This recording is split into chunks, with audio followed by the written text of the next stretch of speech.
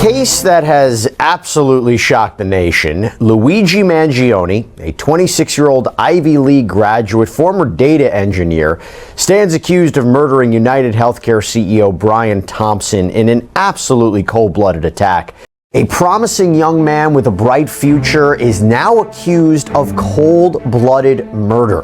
Luigi Mangione's alleged killing of UnitedHealthcare CEO Brian Thompson has left us all with questions. If he did do this, what drove him to this crime? Why did he choose such a strange escape route? How did he know where Brian Thompson would exactly be?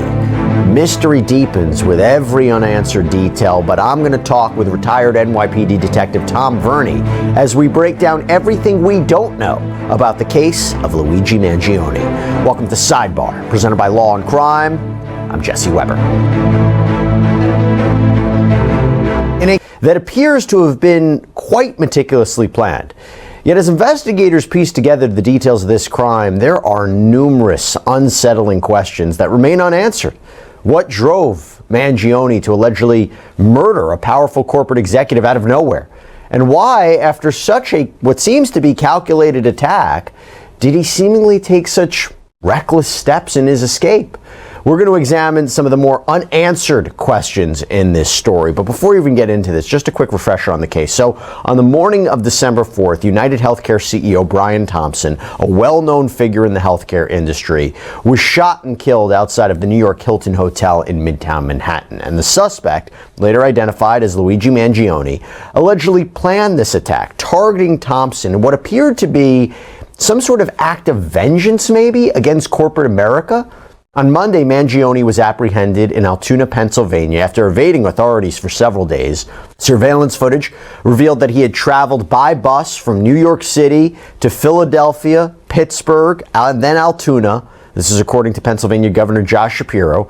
And police found him in a McDonald's, where he was arrested without any kind of incident. When taken into custody, Mangione was found with multiple forms of identification, this 3D printed gun or silencer, this ghost gun, and written admissions about the crime, or that's what it appears to be.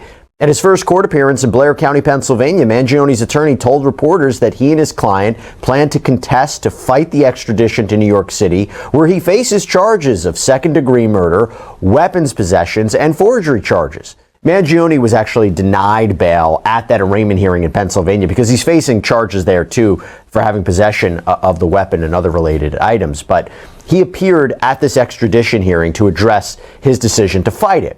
Now, as these court proceedings continue, the investigation is continuing too, into Mangione's motives, his background. Everybody's looking into it.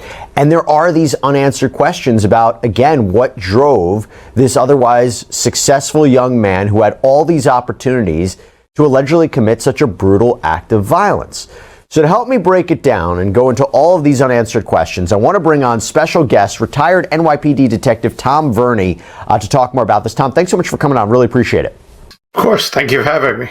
Okay, so I want to get into this, and I want to start with the victim in this case, because, you know, when you think about it, why Brian Thompson? And according to police reports and what we know from this apparent 3-page handwritten document that was found with Mangione when he's arrested, the killing was really no spur of the moment kind of attack. The NYPD has confirmed that this shooting was targeted. And there's this 3-page document. It's being referred to as a manifesto. And it shows us some of the what seems to be alleged planning that went into this, because as part of it, it says the spiral notebook, if present, has some straggling notes and to-do lists that illuminate the gist of it. And in another part of the manifesto, UnitedHealthcare is mentioned specifically, where it says United is the, and it says indecipherable, we can't really make out that word, but United is the largest company in the U.S. by market cap, behind only Apple, Google, Walmart. It has grown and grown, but has our life expectancy? No. The reality is these, again, indecipherable words, have simply gotten too powerful. By the way, as we continue to cover updates in this shooter story, I gotta call out our incredible partner and sponsor, Morgan & Morgan, for their support in helping make these episodes possible. Look, here's the deal. If you're injured, you have to know what your legal rights are and whether you can be compensated. Well, enter Morgan & Morgan. This is a dedicated team of over 1,000 attorneys, as well as case specialists, paralegals, investigators. Amazing track record, like recent verdicts of $12 million in Florida, $26 million in Philadelphia. These are higher than the highest insurance offers in these cases. No upfront fee. The whole process from starting your claim to signing contracts, all can be done right from your smartphone. So if you're injured, you can easily start a claim at as frankly, these parasites simply had it coming. So if you look at that, it makes you wonder, was this just Thompson, health insurance company? And maybe it's just he started with Thompson. Maybe he was an easier target because he knew he'd be out in the open. But what do you think about that? Was it specifically about Thompson? Maybe it was a larger kind of issue here. Yeah, exactly. That's what the investigators are currently still looking to find out, right? So they're pouring through all of this. First we had some circumstantial evidence. Now we have actual physical evidence to go through. And this investigation is not over. There's because this act occurred in the streets of New York City, but as we know, he traveled on a bus that originated in Atlanta, came to New York City, committed this act, and disappeared for days, wound up in Pennsylvania. So we have a multi-state investigation. So there are gobs and gobs of piles of evidence that need to be poured through to track where he started, how he got to New York City and did what he did, and then where he went and whatever he did after that until he was found in Altoona. Brian Thompson, again, is a representation of someone from an industry that has caused a number of people great grief, right, and angst.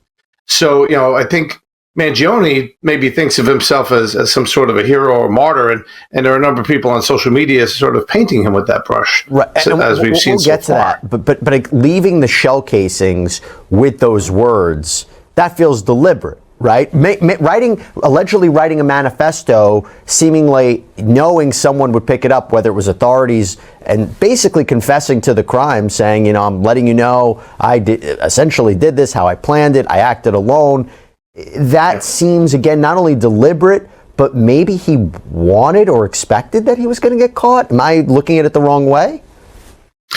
Well, again, the messages on the shell casings were clearly meant to tell people that there was some sort of methodology as to why this particular person was shot.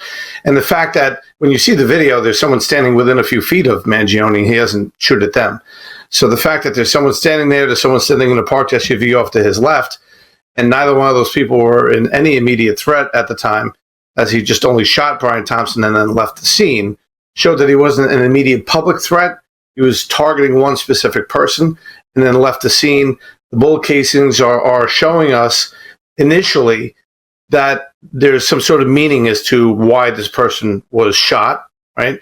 And then that goes to a larger issue as to what the insurance industry has been deemed as consistently and meaningfully denying people their claims, right? So to write those messages on the bullets themselves was certainly meant to make people aware, like, okay, I shot this guy. Here's some words to describe initially, potentially why I shot him and who he represents or what he represents in America and what's causing people so much angst.